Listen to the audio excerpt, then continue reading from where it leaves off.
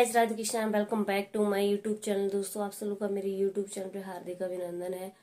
दोस्तों, सुबह सुबह जो मैं 4 बजे उठ गई थी और 4:40 हो गया, मैं नहा के तैयार हो गई हूँ और ये ड्रेस है और फटाफट चलती हूँ मंदिर में।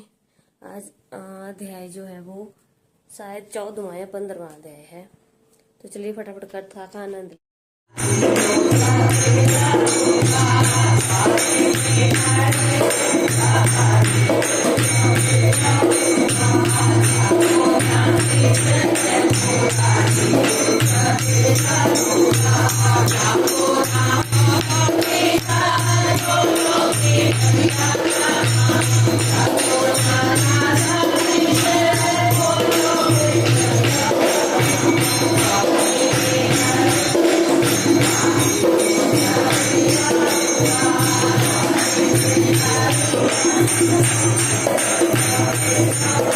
दर्शितं मेना तस्मै श्री गुरुवे नमः।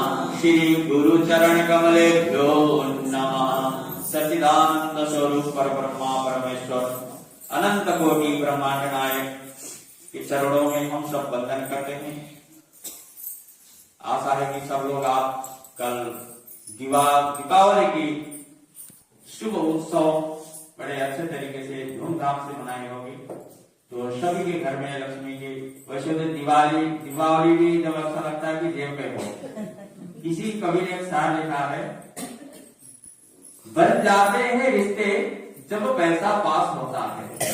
बन जाते हैं रिश्ते जब पैसा पास होता है, छूट जाते हैं रिश्ते गरीबी में जो खास होता है।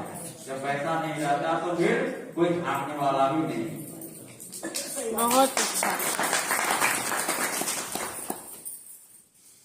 मेरे मालिक के दरबार में सब जीवों का खाना। मेरे मालिक के दरबार में सब जीवों का खाना। मेरे मालिक के दरबार में सब जीवों का खाना। मेरे मालिक के दरबार में सब जीवों का खाना। बड़े बड़े कानून प्रभु के बड़े बड़े खाना।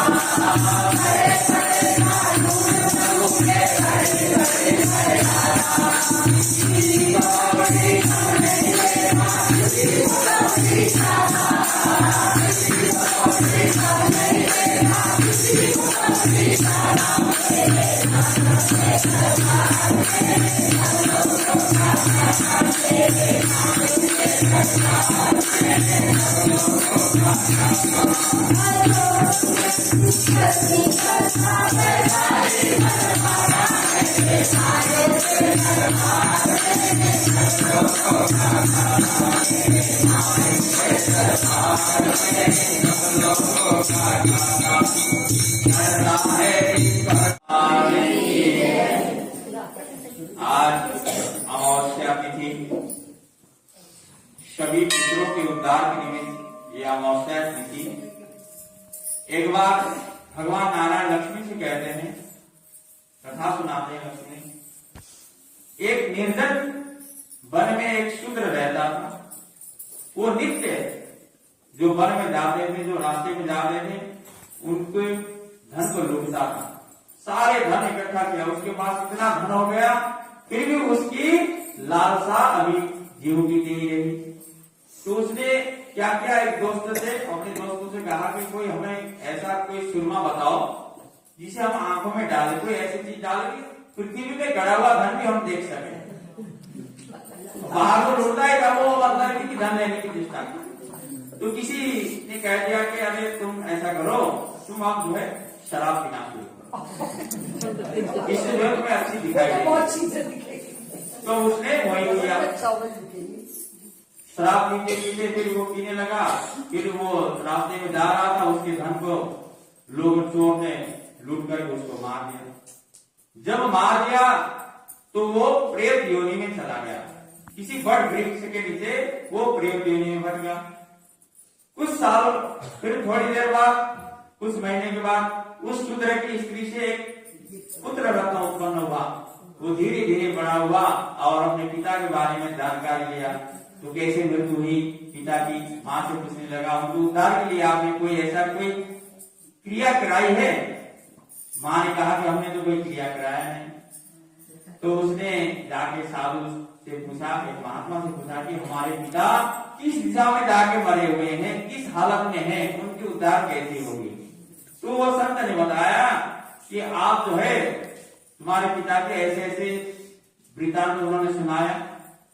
उन्होंने कहा तुम गया जी जाके पिंडदान कर दो। तो उसका शूद्र का जो पुत्र था वो प्रयागराज में स्नान करके गया के लिए चल दिया। रास्ते में जो है उसने बड़ वृक्ष के नीचे विश्राम किया, तो वहां प्रेत, भयंकर प्रेत को देखकर वो चकित हो गया। उसका एक नित्य नियम था कि गीता का रोज एक अध्याय का पाठ करता था। उसकी वो प्रभाव से वो प्रेत थोड़ा सा अपने रूप में आ गया।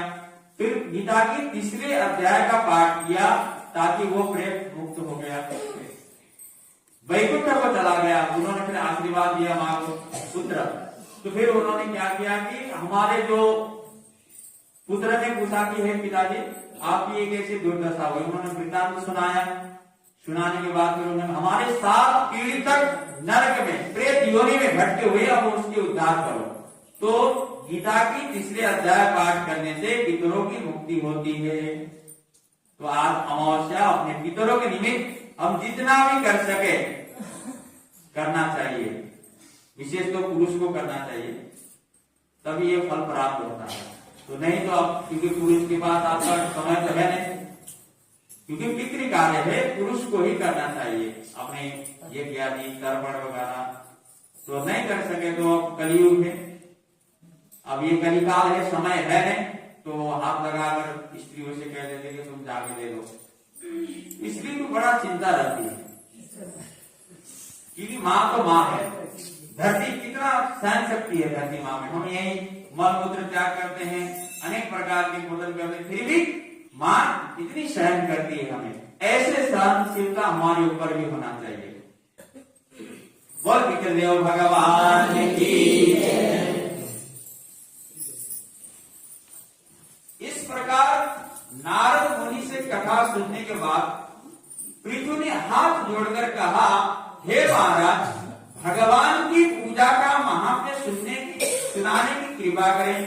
तब नारद मुनि बोलते हैं, हे राजा पृथु, जो भजन करता है उसको परम पद को प्राप्त हो जाता है। जो श्रद्धा युक्त होकर भजन में लगे रहते हैं, कथा सुनते रहते हैं, महात्म्य को सुनते हैं, उनका वर्णन किया करते हैं, इसको इस संबंध में अति एक मैं प्राचीन इतिहास सुनाता हूं, ध्यान पूर्वक सुनो। नारद जी ने कहा, कलिंग पर्वत पर दीर्घपुर नामक नगर में शिवाहु नाम का एक अत्यंत धर्मात्मा राजा राज्य करता था। वो प्रजा का पुत्र के समान पालन करता था। उसके धूमकेश नाम का एक पुत्र था जो अत्यंत दुराचारी और स्त्रीगामी चोर तथा जुआरी था। पुत्र के दुराचारणों को देखकर शिवाओं ने उसे ताड़ना दी, परंतु किसी प्रकार नहीं माना। एक दिन की बात है, गेंद खेलते हुए उसकी छोटी सी वो गेंद रानी के महलों में जा गिरा। जब वो गेंद देने के महल में गया तो उस रानी पर मोहित हो गया। दोनों ने कामंद होकर भोग विलास किया। जब राजा को इस बात का पता चला, उसने कुमार को प्राप्त दंड देकर निकाल दिया। राजकुमार वन में रहने लगा और मदिरा मांस खाने लगा। रात्रि में वेश्या के निवास करने लगा, चोरी आदि करने लगा, द्रव्य लाता रहा, वेश्या के साथ रहने लगा। कुछ समय बाद उसने सत्यवती नामक एक परम विष्णु भक्त को देखा, जो अपने सब घर बार छोड़कर कहीं पर जाके बैठा हुआ था। केवल कंदमूल फल खाता था, नित्य प्रति भगवान से प्रार्थना करता था कि हमारे अपराध क्षमा करो। आपको बारंबार मैं नमस्कार करता हूँ। प्रेम मग्न होकर ये कभी रोने लगता था। धूम्रकेतु ने उस भक्त की जब ये कथा क्रिया देखी तो रात्रि को वेश्या के घर आकर मिट्टी की एक मूर्ति बनाकर वैसे ही सब कृत्य किया और अंत में स्तुति आदि करके वेश्या के घर में ही सो गया। दैव योग से राजा के दूत भी वहां आ गए और उनके हाथ से धूम्रकेतु को मारा, तब यमदूत उसको महापापी समझकर मारते हुए पकड़कर यमराज के पास ले गए। यमराज अपने सिंहासन से खड़े हो गए और आज्ञा लगाते देकर उसका सत्कार किया। फिर अपने दूतों को फटकारते हुए कहा, तुमको धिक्कार है, हमने ये आज्ञा दी हुई कि विष्णु भक्तों को यहाँ पर मत लाओ, फिर तुम धूमकेतु को यहाँ पर क्यों लाए? उसने कार्तिक मास का व्रत वृंदावन धाम में चाहे हास्य से किया था, मगर फिर भी वो वैकुंठ जाने का अधिकारी है। तत्पश्चात यमराज धूम्रकेतु से बोले, भगवान की भक्ति 9 प्रकार की है। उनकी कथा सुनने से राजा परीक्षित, कीर्तन से शुकदेव, स्मरण से प्रहलाद, पाद सेवा से लक्ष्मी, पूजा से पृथु, वंदना से आकुर, दास्य भाव से सुग्रीव, मित्र भाव से अर्जुन तथा आत्मनिवेदन से राजा बलि जिस प्रकार परम पद को प्राप्त हुए, उसी प्रकार चाहे हास्य से ही हो, तुमने भगवान की ही पूजा की, मगर फिर भी तुम स्वर्ग के अधिकारी हो। हम कैसे भी हो परमात्मा की नाम ले, इसलिए बच्चों का नाम उसी प्रकार रखना चाहिए, परमात्मा से जुड़ी हुई। आजकल तो बच्चे नाम भी ऐसे रखते हैं कि बड़ा कठिन बुलाने के, टिंकू, फिंकू, चीकू, ये कोई नाम है? तो नाम ऐसा रखे कि परमात्मा से जुड़ी हुई, ताकि नाम यथा नाम तथा गुण, जैसा नाम होता है वैसा ही उसका गुण होता है, बड़ा असर होता है। तो मॉडर्न जमाना है तो हम मॉडर्न नाम ढूंढते हैं, ऐसा नाम पश्चिमी देशों का नाम प्रचलन में आ गया। यद्यपि अंत समय में पूर्व के अपने कर्म अनुसार तुम नरक के अधिकारी थे, तथापि अब निश्चय तुम्हें वैकुंठ प्राप्त होगा। कार्तिक मास में की गई भगवान की पूजा निरर्थक नहीं जाती, व्यर्थ नहीं जाता। जहाँ पर भगवान शालिग्राम है, वहीं पर गंडक नदी तथा अन्य तीर्थ हैं। तब धूम्रकेतु यमराज से पूछने लगा, भगवान सब नदियों को छोड़कर गंडकी को कैसे प्राप्त हुए? यमराज ने कहा, किसी समय वेद शिरा नाम ऋषि तथा सब लोगों की हित कामना से गंगा जी के तट पर तपस्या कर रहे थे। उनके इस घोर तप से भयभीत होकर इंद्र ने ऋषि की तपस्या भंग करने के लिए मंजुघोषा नाम की अप्सरा को भेज दिया। मंजुघोषा उस रमणीक स्थान में क्रीड़ा करती हुई अपने रूप और यौवन के प्रदर्शन करके अनेक हाव भाव दिखाने लगी। फिर उस स्थिति में उसने मुनि के चरणों का स्पर्श किया तो उनके रोमांच खड़े हो गए और तत्पश्चात मुनि को अपने वशीभूत जानकर मंजुघोषा ने अपनी दोनों भुजाएं उनके गले में डाल दी। तब क्रोधित होकर मुनि ने श्राप दिया कि तुम मुझे संसार सागर में डालने को उद्यत हुई हो, इसलिए नदी बन जाओ। तब मंजुघोषा ने प्रार्थना करते हुए मुनि से कहा, हे मुनि, मैं श्राप योग्य नहीं हूँ, आप मुझे क्षमा करें। उसकी प्रार्थना से द्रवित होकर मुनि ने कहा, जिस समय भगवान विष्णु वृंदा के श्राप वश शिला रूप होकर तुम गंडक में नदी में स्थित होंगे, तब तुम भगवान को धारण करने वाली बन जाओगे। इस प्रकार मेरे द्वारा दिया गया ये श्राप तुम्हारे लिए एक वरदान से भी अधिक श्रेष्ठ सिद्ध होगा। यमराज कहने लगा, हे राजकुमार, अब तुम विष्णु लोक को जाओ। तब धूम्रकेतु सुंदर विमान में बैठकर विष्णु लोक को चला गया। बोल वृंदावन बिहारी लाल की, कार्तिक महात्मे की, कृष्ण गोविंद हरे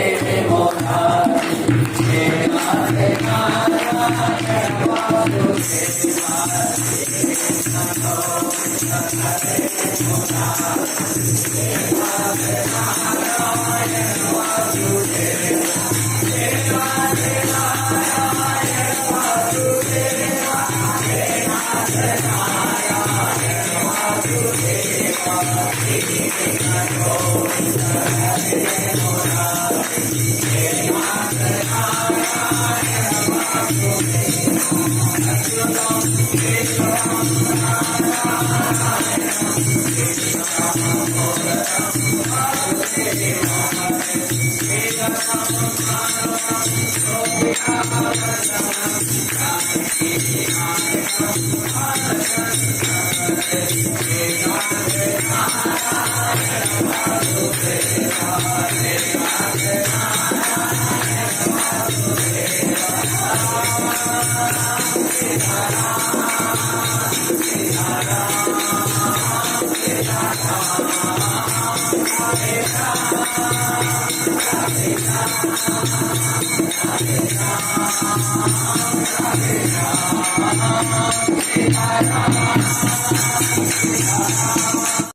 मैया की, सरस्वती मैया की, अपने अपने कुल पूर्वज की जय जय श्री राम। पंडित महाराज की जय। आज से 9 दिन के व्रत चालू हो गई है कार्तिक के अंदर। इसमें गोवर्धन का भी आ गया है और गोपाष्टमी भी आ माइक में बोलो। इसके अंदर हमें एक प्रण लेना है, कोई भी जो मर्जी कुछ लो। मैंने तो ये लिया कि मैं कभी किसी को अपने सामने झूठी थाली में खाना नहीं छोड़वा देती। आप लोग ये सोचो कि खाना आज मैंने कितनी रोटियां उठा के रखी है साइड में, सब रोटियां बना करके सड़कों पर फेंक देते हैं। इतना अन्न देवता है, उसका अनादर मत करो कोई भी। मैं गलत बात नहीं करी, मेरे को माफ करना, मैं किसी का टाइम वेस्ट नहीं कर रही हूँ। कोटे में देता है, बाद में तुम्हारा सबका बंद हो जाएगा खाना, ठीक है ना। और कल गोवर्धन है, कल गोवर्धन की पूजा होगी सुबह 10 बजे, 10:30 बजे से सबको मंदिर में आना। 11 बजे तक, 12 बजे तक है कल गोवर्धन की पूजा, उसके बाद नहीं है। और ये गोवर्धन कहाँ से आया, इसकी स्थापना कैसे हुई? सतयुग और द्वापर युग से ये इसका संबंध है। सतयुग के अंदर जब रामचंद्र जी के लिए लंका पे चढ़ाई करने के लिए जा रहे थे, तो हनुमान जी से सेतु बना रहे थे। हनुमान जी पत्थर ला रहे थे और बंदर सारे समुद्र में बना रहे थे पत्थर डाल डाल के। तो जब हनुमान जी अरुणाचल पर्वत पे पहुंचे तो उसको उठाने लगे, तो वो रोने लगे। वो कहने लगे क्या मैं तो किस लिए उठा रहा है? तो उन्होंने कहा मैं राम के काम के लिए ले जा रहा हूँ। जब वो लेके आ रहे थे तो एक बांदर जाके हनुमान जी से कहता है सेतु तो पूरा हो गया, आप भाई इसको क्यों लेके जा रहे हो? तो वो रोने लगे। वो कहते हैं अब मैं क्या करूँ, तुम तो हनुमान जी झूठ बोल गए। तो उन्होंने कहा मैं अभी राम के पास जाता हूँ, तो मैं फिर तुम्हें बताता हूँ कि भाई मैं तुम्हारा क्या करूंगा। तो उन्होंने कहा कल द्वापर त्रेता युग में मैं कृष्ण जन्म के रूप में आऊंगा और इसके चारों तरफ गौवे चढ़ाऊंगा। इसकी इतनी पूजा होगी, जो इसकी परिक्रमा करेगा, जो भी कुछ करेगा, उसकी सबकी मनोकामना पूरी होगी। इसीलिए हम कल गोवर्धन जी की पूजा करेंगे। बोलो गोवर्धन महाराज की जय। छप्पन भोग का मतलब ये है कि भगवान जी ने गोवर्धन को 8 दिन तक उठाया था, 7 दिन तक उठाया था। और हम भगवान जी छोटे, कृष्ण भगवान छोटे थे तो वो 8 बार खाना खाते थे। तो 56 भोग का मतलब ये है कि हम 7 दिन तक 8 बार भोग लगाएंगे, तो वो 56 हो गया। इसलिए हमने वो हांडिया बांटी है 56, क्योंकि ग्वाले सब अपने अपने घर से खाना लेके आते थे भगवान के तरह तरह का। तो हम लोग